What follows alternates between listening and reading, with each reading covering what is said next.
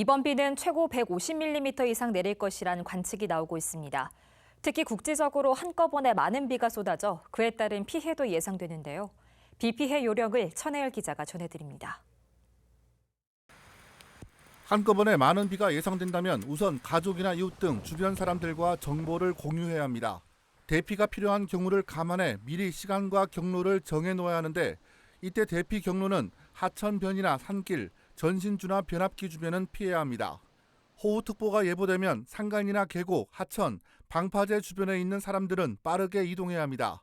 저지대나 상습 침수구역, 산사태 위험지역, 지하공간이나 붕괴 우려가 있는 노후주택에 있는 사람들도 안전한 곳으로 대피하는 것이 좋습니다.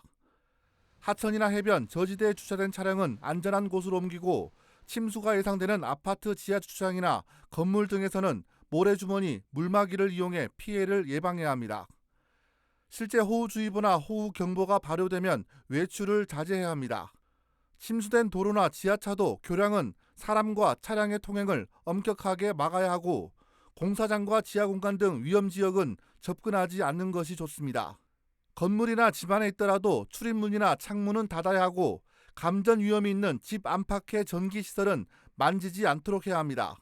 농촌 지역에서는 논둑이나 물골을 확인하러 나가는 경우가 많은데 갑자기 물이 불어날 수 있기 때문에 조심해야 합니다. 이동식 가옥이나 임시시설에 거주할 경우 튼튼한 건물로 이동하고 주변에 있는 사람들에게도 위험지역을 알려줘야 합니다. 비가 그쳤다고 해서 안심해서는 안 됩니다. 대피 이후 집으로 돌아온 경우 주택의 안전 여부를 확인하고 출입해야 합니다.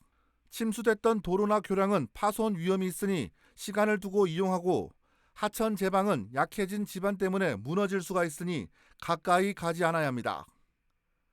호우로 인한 2차 피해 예방에도 유념해야 합니다.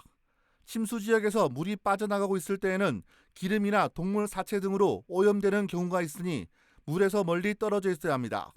수돗물이나 저장돼 있던 식수는 오염 여부를 확인한 뒤 사용하고 침수된 음식이나 재료는 식중독 위험이 있으니 사용하지 말아야 합니다. 쓰러진 농작물은 일으켜 세우고 침수된 논과 밭에서 물을 빼낼 때에는 작물에 묻은 흙이나 오물 등을 깨끗하게 씻어내고 병해충 방제를 해야 합니다. 파손된 시설물이 있을 경우 가까운 시, 군, 구청이나 행정복지센터에 신고하고 반드시 사진을 찍어두는 것이 도움이 됩니다. 자연재난에 대한 국민행동요령은 행정안전부 국민재난안전포털에서도 확인할 수 있습니다. BTV 뉴스 천혜열입니다.